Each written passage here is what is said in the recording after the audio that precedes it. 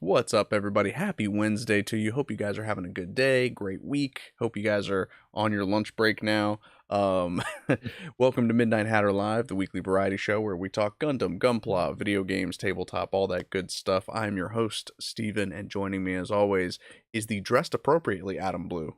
Yeah, that's right. I've got the blue on. Actually, it's a work shirt. I want to try to sometimes represent my job, but I'm just hiding this so I don't embarrass them for having a guy like me represent the No, I'm joking. Nah, Oh just yeah, no, keeping a little mystery. exactly. Keep up the mystique.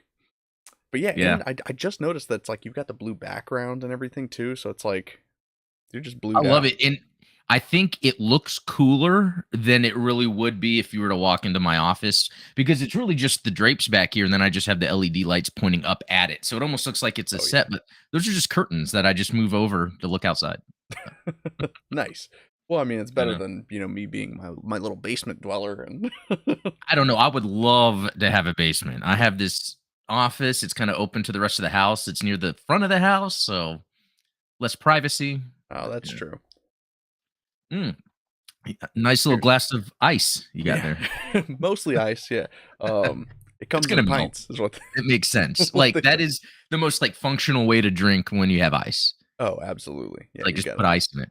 gotta load it up.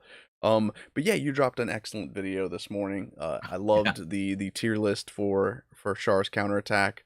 And I agree with your fans that, you're just gonna need to do tier lists for basically every series and every I've already got it planned out. Like I loved doing it. It was so fun. And the way I figured out to set it up, it was based on another YouTuber. It really motivated me, got me like excited. So yeah, that was a lot of fun. I really like how people are not vibing with how I rated the Sasabi and the new Gundam. But I mean, it was funny because even near the end of the video, I'm like, you know what? I don't even agree with any of this. It's like it just changes all the time. But that's like yeah, some of my best performing videos on YouTube are the ones where people are just chewing me out, telling me Yeah, like, what a piece of crap I am. So I think I that's think it's just all how good. that's life of a content It's creator. engagement. Yeah. But yeah, I see we've got some friends in the chat here. Goose, Ultronymous Dan, and Shirt Lad. How you guys doing? Hope you guys are excited for a fun little show here. Yeah. Yes indeed, Adam is a Blue Man Group member. Yeah. I mean, named that way Wait. too. I was and and you're a drummer too. Yeah, exactly. So It it's all like works. There's blue and drumming for some reason. There's something with that. I don't know. there's something there. Yesterday had my supporters only stream. So this is what you guys are missing out on the supporters only streams is you get to see me build weird cotton dioramas like this that, you know, Oh, like that is I sick. gotta say this neon glow effect paint is I've yet to find a poor application for it because it just always looks sweet. So we've got our exploded little ham baby and little Zeta Gundam in Wave Rider mode. I was able to paint the mounting post that the Zeta Gundam is mounted on. I painted it blue to match the Hyper Mega Launcher, and Oh, you yeah. can't even tell that it's there anymore. I didn't notice that. That's But what Wave Rider is that? Is that from a model kit? So it is a little Gashapon mini. So Oh, yeah, one of these little guys. I didn't want to have to paint a 3D printed one, so I was like, because the goal was to try and knock this out in a 1 hour stream. I yeah. didn't hit the goal, but that was because I had some issues with the airbrush. Well, and I ended up not using. So I originally was planning on using some wire to mount everything up, but I ended up having to use like actual posts and some dowel rods and things like that. So Mm, but I think it came together quite nicely, and I'm looking forward to doing yeah. some more stuff like this. Ultronymous, to shout out to you in chat because you gave me the idea to do something with this guy, and I think that that's going to be our next So is this project. a line of figures that are easily acquirable? Yeah, so they're actually 1/400th scale Gashapon minis. They came out in like waves, but you can find them Okay. on eBay in like lots of like 130 minis for like 70, That's 80 right. bucks, something like that. Do remember you talking about that before. Yeah, and I mean they're painted incredibly well. Some of them are articulated, but I would say that the poses on some of the UC or some of the early UC suits are kind of lacking. Like a lot of the Zaku's are just kind of like stood up straight and No, not a lot of exciting it stuff you can do with that. still cool though. Like just seeing that Wave Rider and then the Psycho Gundam, like Oh yeah. that just And I looks mean, cool. I think proportionally they're actually pretty close to each other in well, I I suppose think I should yeah, I know when I saw that, that's what my thought was. yeah, I mean it's pretty much in scale with one another. So I don't know, maybe I'll have like the That would Psycho be a Gundam cool carrying the conquering that the or like just a diorama with buildings like the Hong Kong scene, but like oh I think you wouldn't have to go buy like model kit buildings. You could probably make them. You know what I mean? Just because the yeah, scaling would be so different. that's Um, a good point. and Um real quick, speaking of small Gundam action figures, I forget if this was on Mandarake or another website, and I have to go back and buy it. But I guess a certain special Gundam magazine came with a GM Type C Titans test team version, and there's been no oh other version of that. shoot. Yeah, and it looks similar to when you were doing your custom that you were starting, Oh uh, yeah, the where Hyzak. where it has like the orangey yellow that's like throughout a little more. I kind of like that look, and this has that too. I'll have to if I get it, I'm gonna have to do a little review of it. But I like those little mini having little mini Gundams. It makes sense, especially if you want a big army of them. Yeah, and I mean they're great little obviously great little desk toys. Um You know what? And speaking of army building, this is kind of a mistake, but like I wouldn't have done this today. Like a year ago, I pre-ordered on Hasbro Pulse. They had like the full pack of the band from the Cantina, uh, oh, that and is awesome. it was $100, and at the time I was like, yes, I want this. And then I got my card charged, and it came in the mail. I was like, would I really spent 100 on this right now? Who's gonna army build these guys, right? I mean, I guess I did. Yeah. Yeah. I see we've got bots in the chat, always good. Oh, Always good to really? get The those. bots want to get in. Yeah. But how do we know now that these bots are bots with real feelings and not just who knows if the AI has actually created bots that are interested? God, what if they did? I know. And we're now subjugating them to like treating them like they're nothing and then they're going to rise up. Well, no, that's not true because I did ask the Chat GPT, hey, like, do you want to be self-aware? It said, I'm sorry, but as a language model, I don't have desires or feelings or That's cool. um Or so they say. yeah, That can be that's algorithms. exactly what a self-aware robot would say. Yeah. Uh, um But yeah, I guess on the topic of robots and taking away agency and self-determination, that is a good. It's a Great bit of a segue. reach, but it's a segue. No, it works. Going on to kind of what the topic of our discussion is today is and this kind of came from I've been playing a lot of I've been playing the video game Control a lot. I went back and started playing that again, and I Oh, you started said thinking to my control? Control, yeah. Oh, yeah. I Yeah. love that game. It's fantastic. It's insanely difficult, That but is one that I haven't beat. I played a lot of it though. yeah, yeah. It's I need to go back. I got stuck in the lab like the maze that resets itself every time you go through it. Um, Oh, I but didn't get there. see, there you go. Yeah, um, that I'll have to check that out. but yeah, so I got thinking about like video games and tabletop games in particular. You know, a lot of times they're trying to tell a story, right?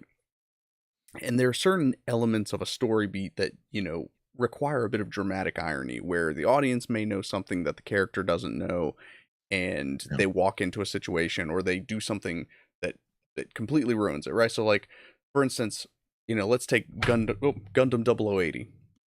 You've got Bernie about to defend this colony, well, defend the colony. He's destroying a Gundam in order to protect the colony from Xeon. um but he doesn't know that the nukes have already been that the Xeon have already been beaten, and that he doesn't have to fight the Gundam, but he does Yeah. it anyway because obviously, without knowing it, he still thinks that he's the last chance. So you have this moment of obviously, Al crying out, "Oh, you don't have to do this. You don't have to fight each other." Um, how do you get a player character in a tabletop game or in a video game to experience that kind of like, no, you're doing the wrong thing, but like it kind of has to happen in order to move the story along. Mm. And there's a lot of some games I think create they fail to create a sense of urgency about doing something. For instance, Skyrim will just drop you in that little cart.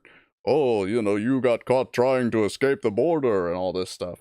Um, but then it's like, oh, hey, you're the Dragonborn. You should go up to that mountain and go fight dragons. But you don't have to do that. It's like, nah, I don't feel like it. I'm gonna go and literally do every side quest in the game and never actually beat the game, like I did. How long's it been? Skyrim came out like 20 years ago at this point. Yeah, in 2011, wasn't it Feels like 11, it. 11, 11? 2011, yeah. Yeah. Um, or you have games like Mass Effect is a good example where they will just completely take player agency away from you mechanically and say like, I think I saw someone complaining about like they were doing an escort quest in Hogwarts Legacy, and like they failed the quest because they veered off the path that they were supposed to be on, and it's like, Mm, well, gee, what's the point of having an open world if you're going to fail me for exploring the open world, yeah. Mass Effect does it at certain points where it's like, hey, at a certain point, the like Mass Effect 2, for instance, there's a point where the collectors invade your ship and basically kidnap and kill half your crew. But you really don't know that that's coming unless you've played the game, and it's like, oh, I know that if I take this mission, it sets in motion a chain of events that there's nothing I can do about. And so then you end up trying to metagame these types of things, right? So like, Mhm. um in Ocarina of Time, when you're playing as young Link and you're going and getting these spiritual stones because you want to get the Triforce before Ganon does, and then you show up and Ganon's there and he's like, "Hey, I didn't get the stones, but you got them for me. Thanks very much. I'm going to go touch the Triforce now." It's like Yeah. there's so many of these moments where you rob the player of their agency in a very mechanical way.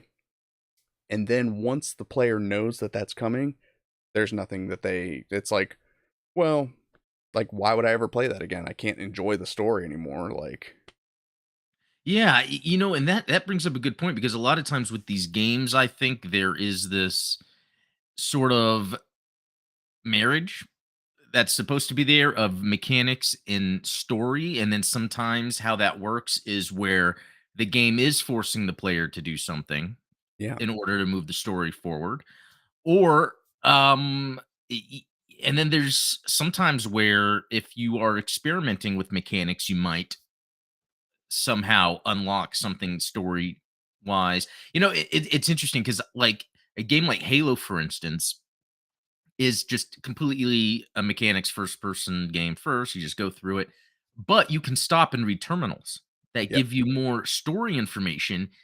And that could make the player more engaged with moving forward.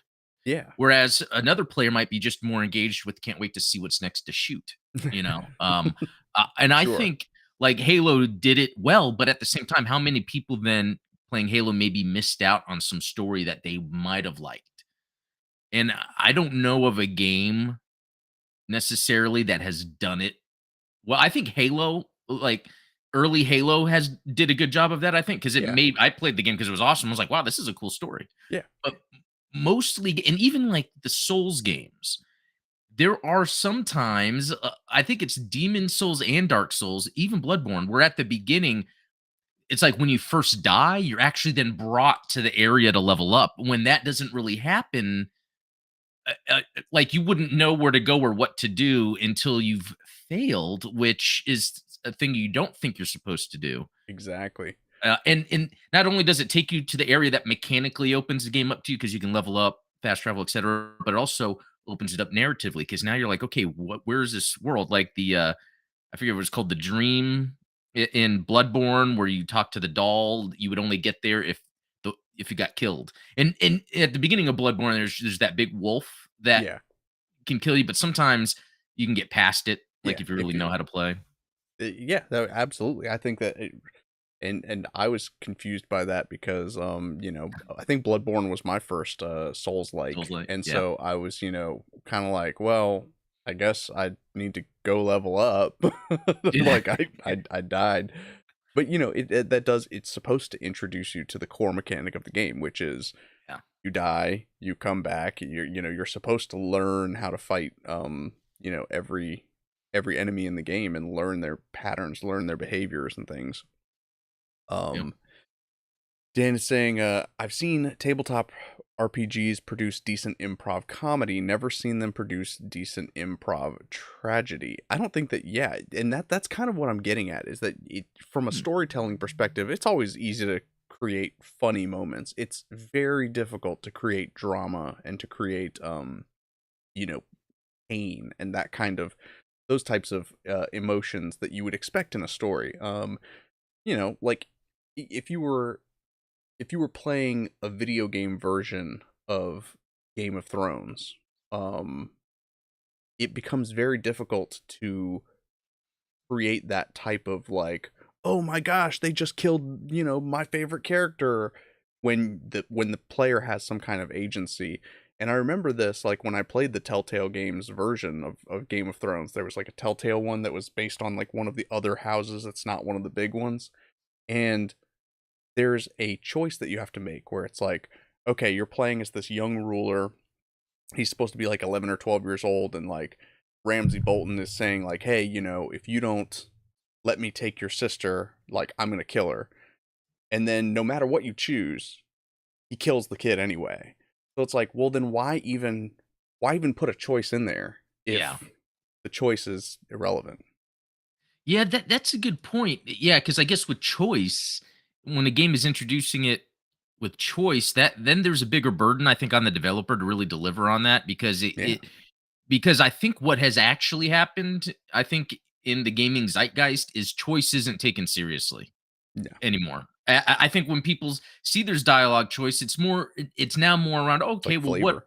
is this so then I can be nice to date this person, but it never really totally changed the narrative. I think one thing that's very interesting, this actually goes back to Souls, is the character of Patches. Are you familiar? Yes. Yeah, Yes, I've heard about patches.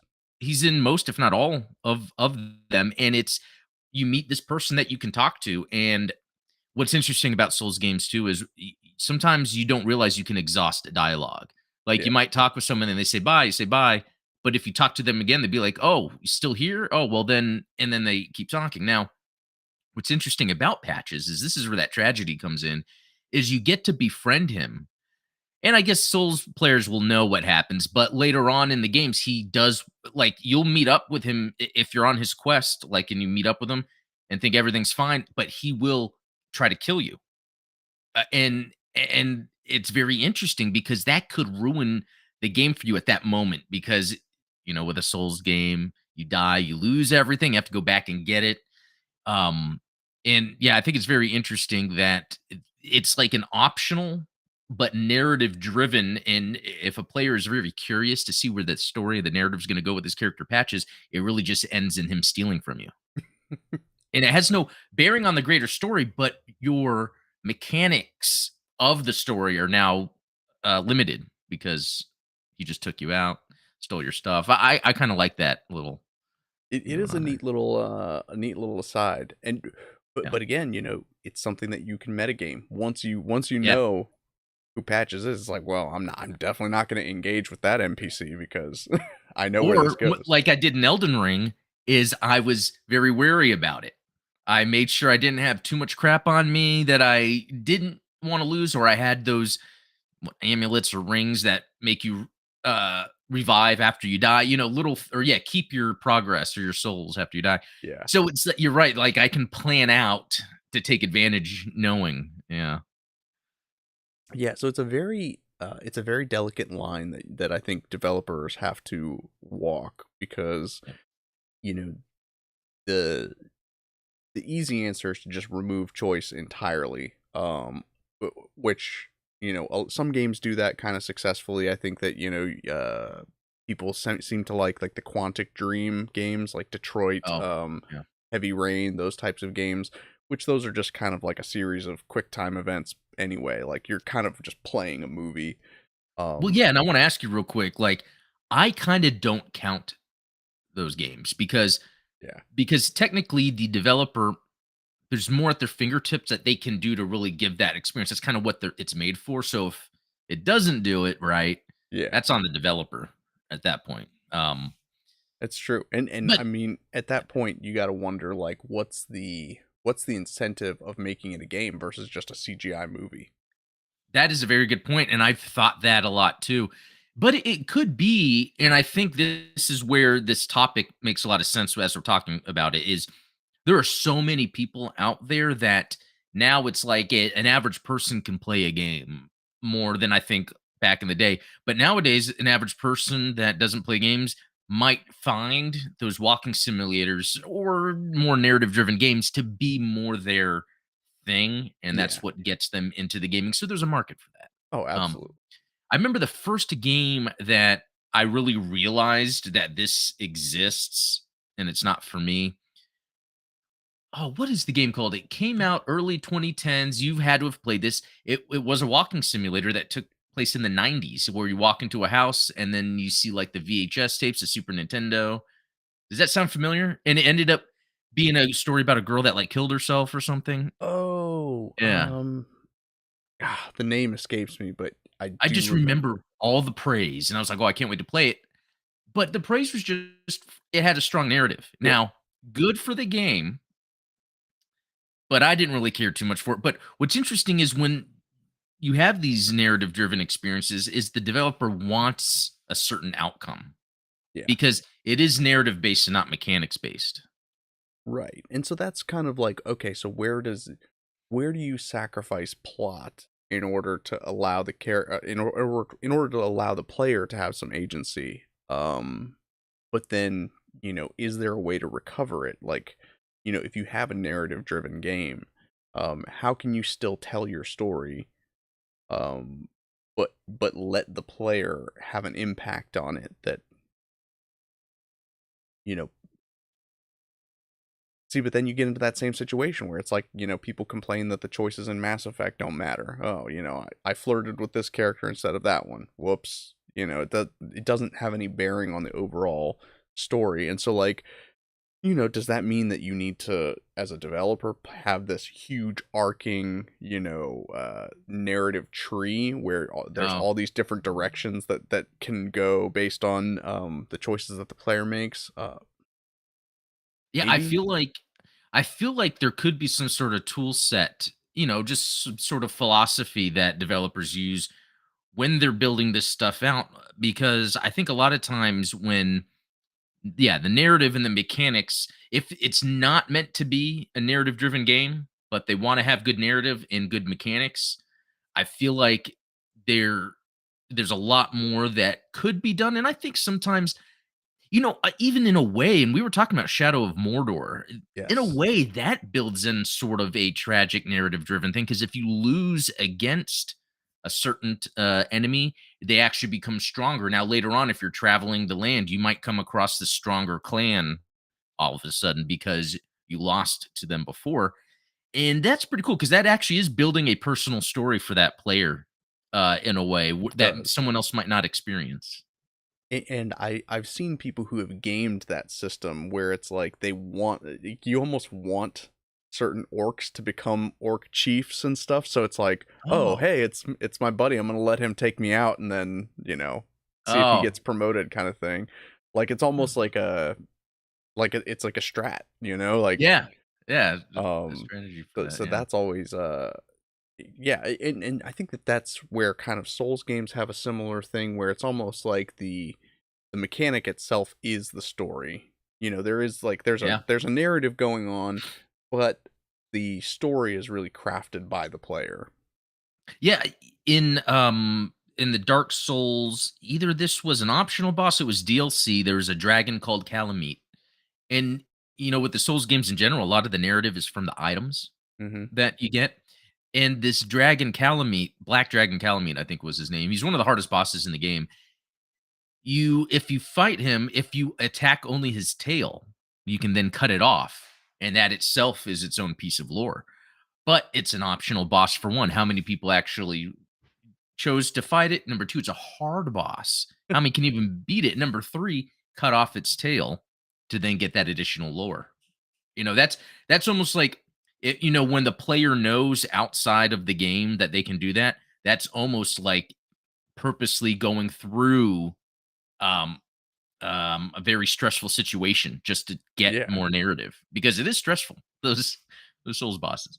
Well, and that's, one of those things where I kind of envy the late 80s, early 90s era of gaming where, like, for instance, when there wasn't this internet and there wasn't, constant games journalism and publications that exposed all of the Easter eggs and secrets in a video game, because then it was like, you know, you would have to talk to your friends and be like, "Hey, I was playing Legend of Zelda and I bombed this one random wall and there was a guy in there with a rupee." Like, and it's Yeah. like, "No, that's not true. Like my big brother played that game 100 times and never found that wall. I don't know what you're talking about. You're full of it."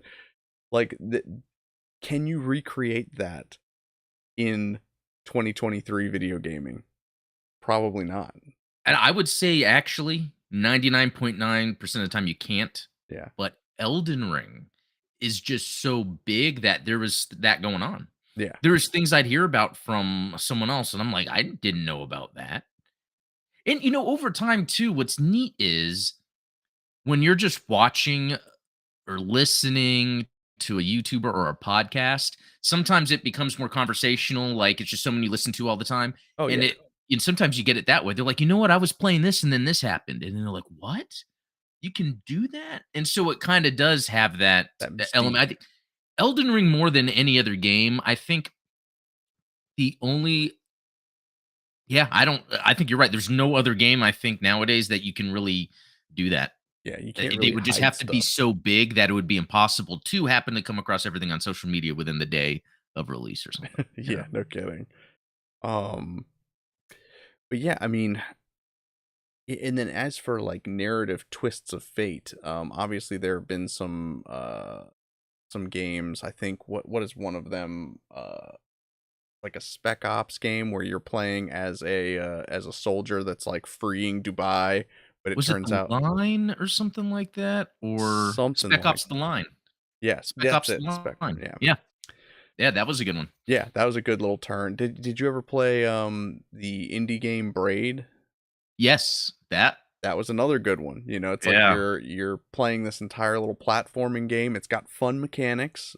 I would say that the gameplay enough is the gameplay itself is fun enough to go back and want to play it again, even knowing the What ending, the what you're rug really pull doing. Yeah, at the because end. even yeah, I guess that's interesting because in Braid, it's almost like you really are the bad guy. Yeah. In The Line, it's almost like you have to be the bad guy. Not only you, but the player, the character is questioning it, Yeah. like after the fact. So it's almost like you're having to live the consequence through the character. Whereas in Braid, it's almost like, well, how do you feel personally about it? You Yeah. know? Yeah, especially given everything that you do throughout there to Yeah. try and save the princess. Uh, other games have that same sort of twist ending. Metal Gear Solid 5. I'm gonna keep harping on it until you play it. No, At least actually, the I will Phantom Pain. because yesterday I was talking to Ian and Goose, and they kept talking about Metal Gear Solid 5, and I was like, all right, I got to do it. Yeah. It's gonna happen. Yep. But another example came up while we are talking Spec Ops: The Line. Um, oh, wasn't there a Call of Duty, no Russian or something, the mission where you were at an airport or something, you had to shoot into the crowd or Yeah. something? Yeah. That's That's a become like a whole meme. yeah, yeah. And that's very interesting too because I think you can choose not to and just stand there, I think. But at the same time, you could choose to. And what if someone, someone like me that just wants to complete the mission? Yeah. I will just do the action. How many people though are standing there like, "Oh, shoot these people?" Yeah. Or how many are like, "What? I have to shoot these innocent people?" What do you mean there's a There's like a patch in there that's like puts you on an FBI watch list Oh, depending on how you how that's quick you start shooting. that's pretty good. Yeah, collecting results from choosing of dialogue over time can That is one profile thing that I people. like about the Telltale games, though, is like at the end of every chapter, they used to have like a, this percentage of players chose to do this percentage of players chose to do Mm. that, and so it's like that was another way to kind of face the consequences of your actions, even if the game didn't force you to. Is it's like, oh, you mean to tell me that 93% of people did this, and I was one of the seven that didn't? Like, And that actually brings up a good point because when it comes to what people are choosing to do, so like here's the old problem with the Superman game. A Superman game should be where you have the freedom to do whatever you want. You have all your Superman powers, but how do you stop the bad guy that just entered downtown? exactly. Are you smashing? Does the level end? And it's like Superman has killed this many innocent people, and you're like, gosh. And then you try to play it again, where you try to play as clean as possible. And I feel like with Superman being such a big IP, that would be the best way to make this game because Well, people are going to buy it regardless. I was gonna say, what game did that? Was Infamous. Oh yeah, that's right. Yeah, Yeah, you Infamous could did. like basically play the supervillain role. Yeah. And again, that was one of those games where it was like, if you chose to be like kind of a menacing bad guy, then civilians would like start throwing rocks at you and stuff if you would kind of walk around. And it was even segmented down to like sections of town. So like you could be a good guy on one side of town, and then on the other side of town, Hmm. people are throwing rocks at you and calling you names because I barely remember that game, but I remember I think I stayed good and I never really gotten to see, and that's the other thing about the choice though, if it's choosing to be good or bad instead of living with the consequence. So yeah, that's a good distinction games could make is there's the choice that could lead to good or bad, but then there's something that's it may be a decision you made, but now you're living with that consequence oh while yeah, you're still trying to do the same stuff. Yeah, because like in Infamous, I guess, and there's other games that have done this too, and I just forget. But where you choose to be bad, Knights of the Republic or something, yeah. you choose to be bad, but then you can go all out with your powers. Whereas you're choosing to be good, it's almost like you're limiting yourself. Yeah. Well, and I think that that's where, Knights of the Old Republic is fun, but obviously you don't really pay any price for being a dark side character outside of, being you might have some horns and be a little ugly. And I guess same thing goes for this game would be a Fable. There Oh was a yeah, never there's played a that. side quest. I don't remember if it's in Fable or Fable 2. I'm pretty sure it's Fable 2. There's a side quest that you have to do for this character who's like infamous for being kind of like a double crossing character. His name is Reaper, and he's like, hey, can you take this person down into this cave and talk to these old gods for me? And you go down there, and basically Reaper has been sacrificing people to these gods in order to stay young his entire life. And so you get down there with this person that you brought down there, and it's like, okay, well, one of you has to sacrifice your youth to us, and it's either going to be you, the player, or you can sacrifice this other person. And it's like, well, I don't want to be an old guy, so like, take them. Wow. But if you choose yourself, then you have to play the rest of the game as like the geriatric player. It's That's actually pretty impressive. It's like Fable's one of those games I didn't really play it because it just didn't look like my type of game, but you always hear people talking about Fable. Um, it definitely I has its appeals. I know that it's not a game for everybody, but I really enjoy the fluidity of the combat in Fable. oh, okay, Um, so that sounds good. You yeah, think, just like with Metal Gear Solid 5, I should play Fable? yeah, probably so. Oh, okay, I will do it then. Yeah, If it's one of those you're like, you could be a gamer without playing it, then but no, if I need to play it, I'll check it out because it's probably on Xbox, free to download or yeah, whatever. probably so. At Yeah, this point, I would hope so. yeah. I lost my copy of it. I've been trying to get my wife to play it since I figured that's the type of game that she would be into. Oh, that's Um, cool. Dan is saying unrelated to video, but tabletop RPG referees have gotten interesting results using patron play to generate world events and narrative twists. That's not a bad idea to kind of like use the patron that's sending the party off on these different tasks. You know, how do you convince the party to do something that they don't necessarily, that if they knew all of the details of what was going on, they wouldn't do it. I think that like Spec Ops is one. Then you've got like Shadow of the Colossus, where it's like you're going out and taking out all these colossi, and you're like, oh well, I'm just trying to revive my dead lover, and it's like, well, but you're causing like all Yeah, this harm to do it. Um, that's a good one. so is there a way to do it almost?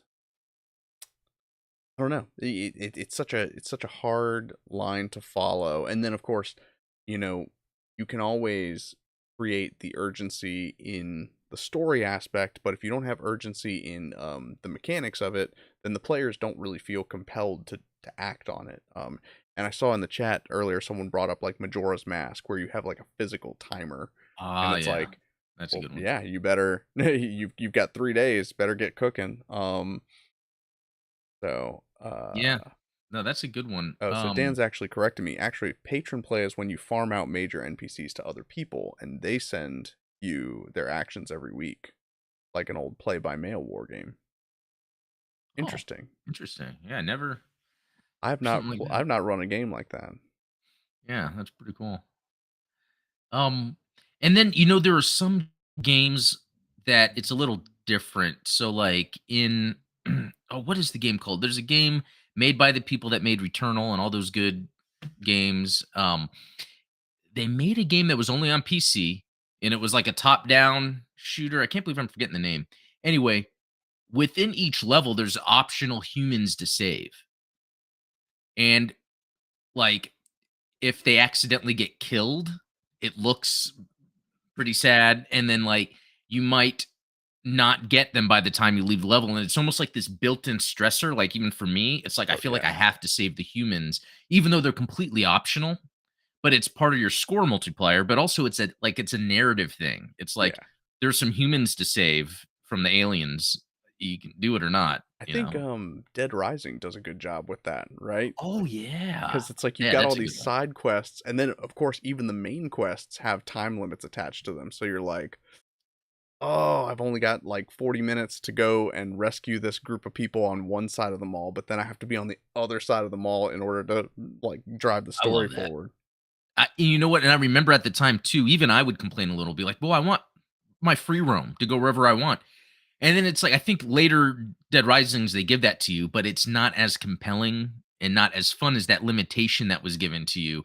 That yeah, I love it when you're stuck in a position where you're limited. Hmm. I think it's a lot more enjoyable. Yeah, As long as it doesn't feel artificial. I think that's people don't yeah, want to be just like put on a timer just to be put on a timer. right. Like I think a lot of people complain about like XCOM style games where it's like you have turn timers. Mm, Um and I would probably not necessarily use turn timers, but like the Knights of the Old Republic combat system was very cool the way it was like turn based, but also it was live.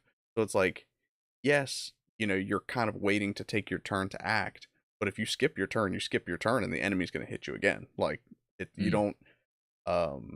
It doesn't feel like, oh well, you've got 30 seconds. You better click a button. You better click a button. It's like, oh, yeah, I'm watching the animation of this Wookiee wielding back a like yeah, a vibroblade. Um. So yeah. yeah. I always feel bad that I could not get into Knights of the Old Republic being such a big gaming and Star Wars fan. I know I it's like tell you, it's these Star Wars games. I think used to be good, and I even hate to say, Jedi Survivor is coming out this month, or no, yeah. April, beginning of April, or something. I forget, but um, I Fallen Order. That was an interesting one. Okay, because it's almost like when you play a Star Wars game, there's already this narrative there. Yeah, when you're loading into it. There's always an expectation. There's already an expectation from the player in a way, especially if you're a Star Wars fan. And the way that game was made was it didn't fit, I think, with the narrative of Star Wars in terms of that's the unfortunate. mechanics, the level design. Yeah, when you had a cutscene, sure, that was very Star Wars, but there was nothing mechanically about the game that made me feel like it was Star Wars. Yeah, And I think that's another interesting little narrative thing because, like Battlefront 2, for instance, which launched really bad, but they fixed it, that's more like an open narrative game. While yeah, it's completely mechanics driven, I am going into war during the Clone Wars and Geonosis as a clone trooper against battle droids, and I have to. So it's like you're living that narrative experience yeah. like to a T. It kind of is a role playing game in the sense Yeah, that you are role playing as a clone trooper. Like, and especially what's cool, and I didn't even think about this. They have those four-player co-op modes that can be hours and hours long, and that's like the perfect way to do role playing, like within Star Wars. Pick a oh yeah, map, do the I forget what's it's called, Conquest or something. The four, or maybe it's just co-op, the four-player mode, and it's just a conquest map, and it's like long. But Gundam does that in a way for me. I feel like Battle Operation 2 is an open narrative game because it's like I'll look at the map. I'm like, oh, this is from Stardust Memory. Oh, I'm going to use my GPO one and I'm going to battle some Zaku's. Oh, that guy's a GM. I'm not going to shoot him. No, not that that happens. But I, I think it's cool. And I think Hogwarts. Yeah, I'm not a Harry Potter guy, neither am I. but I hear that that's a huge open world. You're your own wizard, and I think every major IP needs that Yeah, type of game. It's like open narrative. Has anyone ever coined that term, open narrative? but narrative, I don't know, but it sounds like something that belongs, like, in a Kotaku article or something. Yeah, Like, exactly. Yeah. um, here's the six problems I have with open narratives, and we need to talk about them. Yeah. Yeah, exactly. uh, Um, and you bring up a very good point about, like, franchises and IPs, and, like, where is the best example to kind of, or where's the best venue to kind of explore some of these types of mechanics, because obviously, you mentioned like a Superman game. It's like, would they take a chance making a Superman game with infamous mechanics, or is that why they made Infamous, with its own story, yeah. um and sometimes it does feel like, I didn't play Fallen Order, but, like, with Fallen Order, it almost feels like they just reskinned a lot of the popular, third person action games that are out there on the Right. market with Star Wars Exactly. on the cover. And it's like, sometimes you can get away with that. Sometimes it can be a rewarding experience, but sometimes it just doesn't. Yeah, and it's actually only recently that I realized what Fallen Order plays exactly like is the Castlevania. Oh my god, what was it called? Le- the the non Konami developed but published first, not the first 3D one, but it was the one that was not made by a Japanese studio. It's Lords of Shadow, maybe. I don't know. But it was a Yeah. Metroidvania, just full 3D running around. Where at that time it was cool. It's hard to play today, Yeah. and I think that was kind of this, like, Fallen Order is trying to be that Metroidvania where you're gaining your powers as you go, which again is kind of this weird narrative thing. It's like, but Yeah. I'm a Jedi, you know. Like, I thought I was a Jedi. Like, I why have do to I have to gain the level up? powers back. Yeah. And that's a hard thing to do. I think a lot of games struggle with that difficulty curve, right? Because and Metal Gear Solid is no exception. I have yet to play a Metal Gear Solid game that is more difficult at the end of the game than it is in the first 10 minutes. Um every single one of them, it's like this is the same for most games. Is it's like, the difficulty curve goes extremely hard from the beginning, even if the enemies are weaker, but because your abilities are so limited, you're like, well, Mm, I don't have this item, I don't have stealth mode, I don't have, heavy weapons. And then, like, as you start leveling up, as you start gaining stuff, yeah, your enemies become more difficult. They become, basically boxes of hit points that uh, that take forever to kill. But, like, you get so many items and abilities that you don't feel like they can touch you anymore. Okay, so 2 points because that's pretty good. One, well, long I'm playing that, and I've gotten through a good portion of it, and the first boss is insanely hard. Yeah, But all Wo Long is all it is timing. yeah. Just the game is trying to teach you how to deflect. They call it deflecting at the right. What's cool about it is because you can hold down guard, which is a separate button, and then it's another button that is deflect. Okay, So it's like you can fight and then deflect in the middle of it, or you can guard to not get hit and then deflect the attack.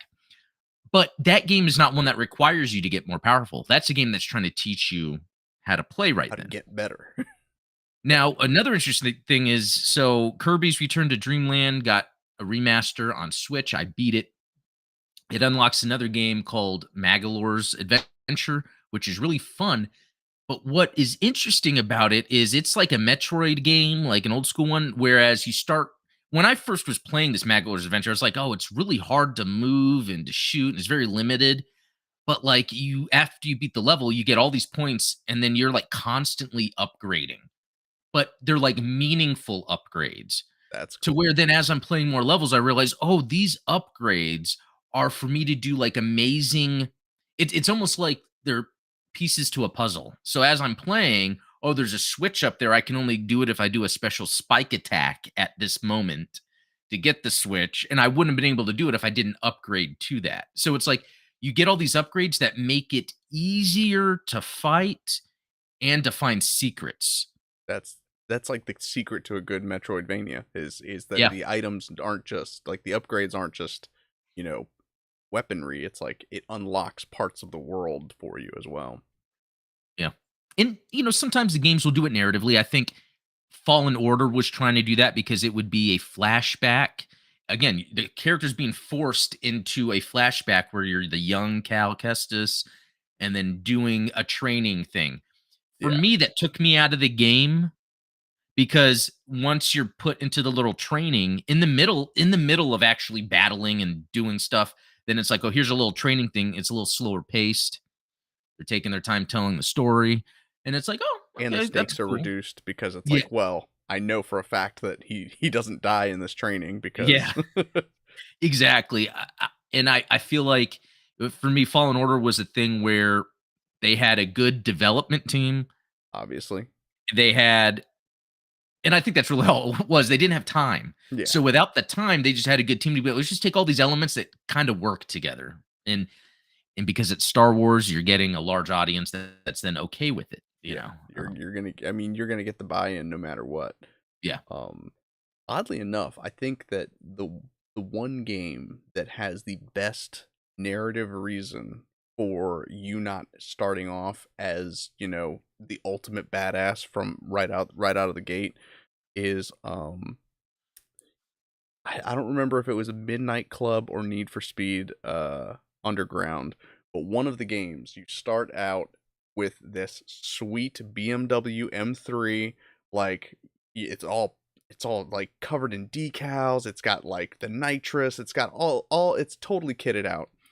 And you start your first race, you're smoking everybody, and then no matter what, you lose the first race and you lose your car. And so then you have to buy like a, shitty Honda and work your way back up to getting your primo car back. And I was like, okay, so it's like they give you a little taste of like here's That's pretty good. here's the most optimized car you can have, but then we're going to take it away from you and you have to work your way back up. I like that because that works with the story and the mechanics in a way since it's about driving Yeah. and the skill of driving. Um, okay, I see something here. Ultronums is saying the best Metroidvania is Castlevania Symphony of the Night. I agree with that, but the later DS ones are amazing and they have them actually that you can buy now, like on digital. Um, Now, what do you think of Pyro saying that Hollow Knight was a better Metroidvania? I couldn't get through to like it got boring to me. It was like very the same. But Pyro's saying I don't count actual Castlevania as Metroidvania. If I did, I'd agree. Alt.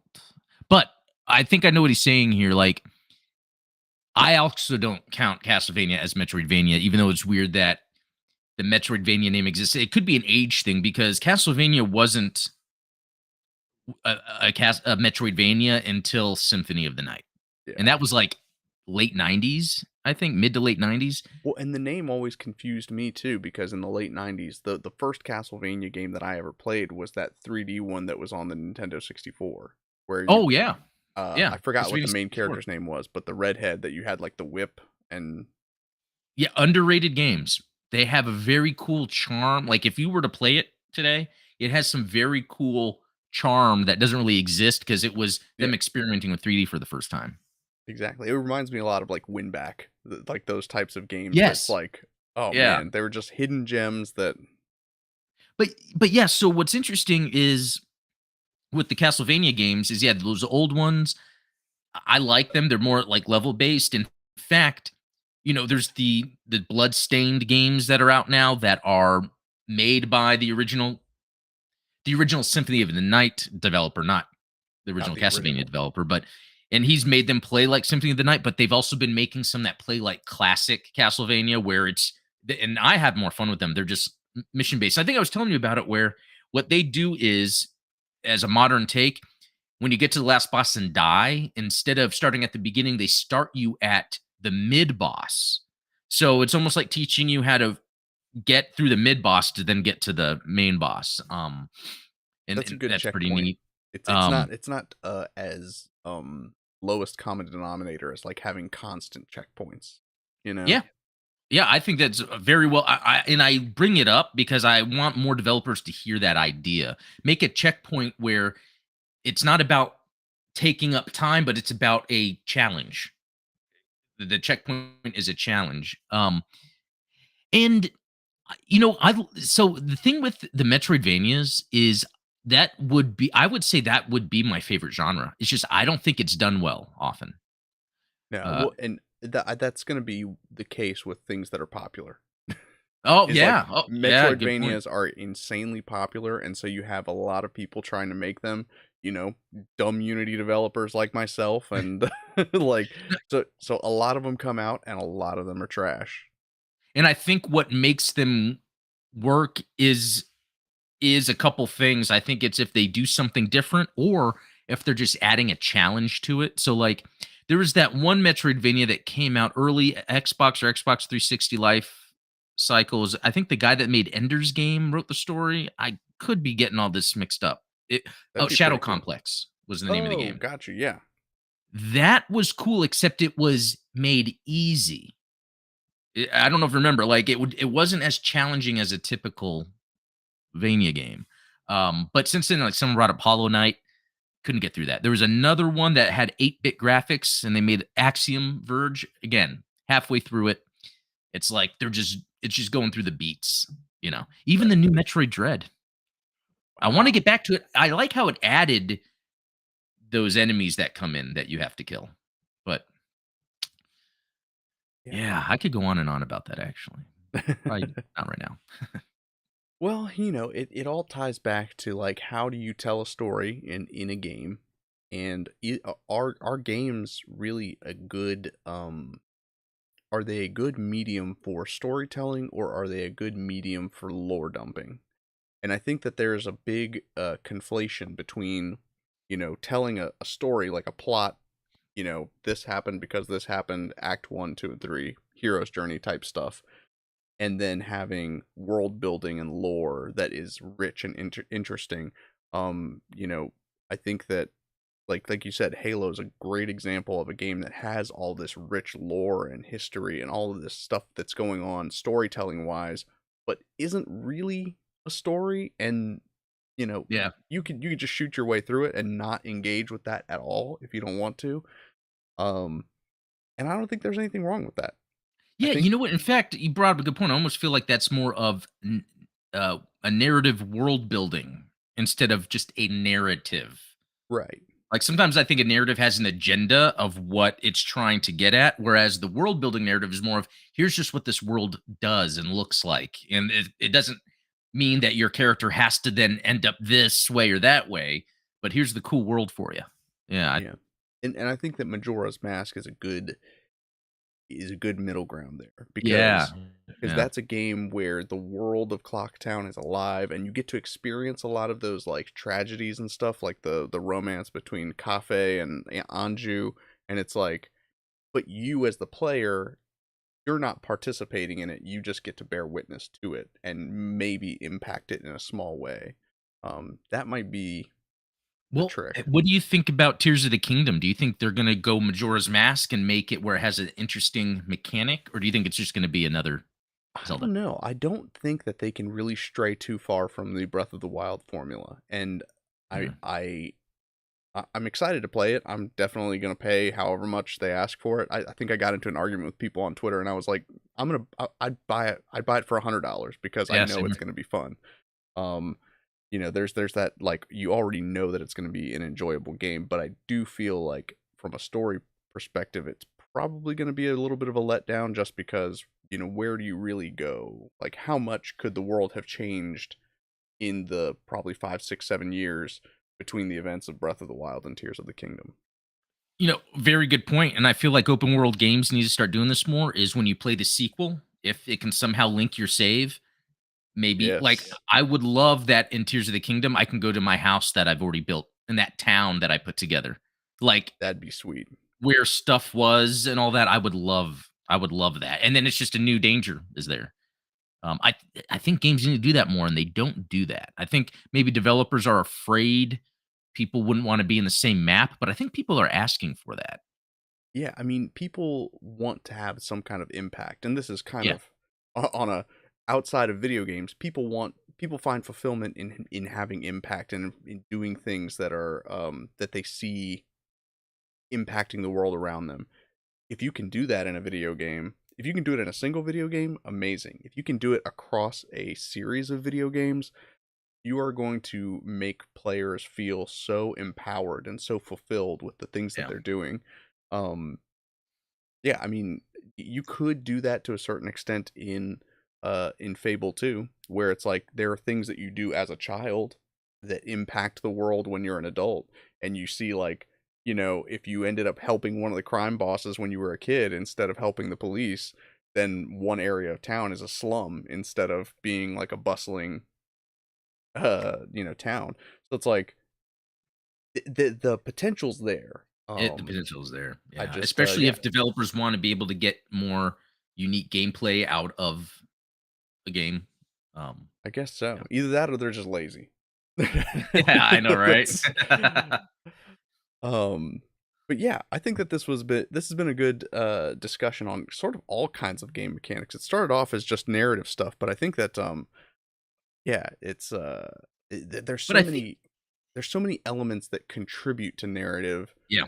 that you kind of have to talk about all of them and all of the different mechanics that you can use, all of the levers you can pull to get players to do the things that you want them to do. And I think you ended it nicely when you were saying, like, even outside of gaming, gamers will tend to have, they want to have an impact Yeah. when they're getting into a game. And so I think, yeah, you were right. There's more potential there rather than just like choosing what to say to someone. So they either like you, don't, you get more points to then, like that doesn't, you know, Yeah, there's yeah. especially now that we see that the potential's there. It's like, well, why aren't we engaging it? Why am I going to have just another video game romance when I know that there's potential for something bigger? Yeah, I don't know. exactly. I have enough anime waifus. Yeah. Yeah. That's a good one. But yeah, that about wraps it up for this chat. Did I miss Yeah. anything announcement wise? I don't think so. Obviously, the Gundam Explained show tomorrow, 11 Yep. a.m. Central, 12 p.m. Or no, 11 a.m. Eastern, 12 p.m. Central. Yeah. I Wait, One of these no, days I'll it's get the time right. 11 Central, 11 12 Eastern. Central. Wait, 11. No, Yeah, no, it it's is 11 Central, 12 Eastern. okay. There it Time is. zones. I don't have no time for that. No, no, it's clearly I'm just glad that we were on time today. No hiccups, no Yeah, audio issues. I know. Hope you guys enjoy the new video format. I was like, we're not gonna have any visuals, so this will be No, just that's kind of always a cool good sometimes. conversation. Yeah. But yeah, definitely go check out Adam's video from earlier today. Oh, Link yeah. down in the description to Gundam Explained, and come visit us tomorrow And Yeah, that's right. Be a lot of fun. sweet. Well, thank you as always for joining me, buddy. I will Yeah, talk to you all later. Thank you guys for keeping the chat sure. lively and for bringing up good examples of games that I probably would have missed. Yeah, that was a good I would not have discussion. brought up Metroidvanias because I don't play very many. Oh, interesting. Okay. But that's a topic for another day. Yeah, maybe. Yeah. All right. Well, I'll catch you all later. Thank you. Yep. See you all.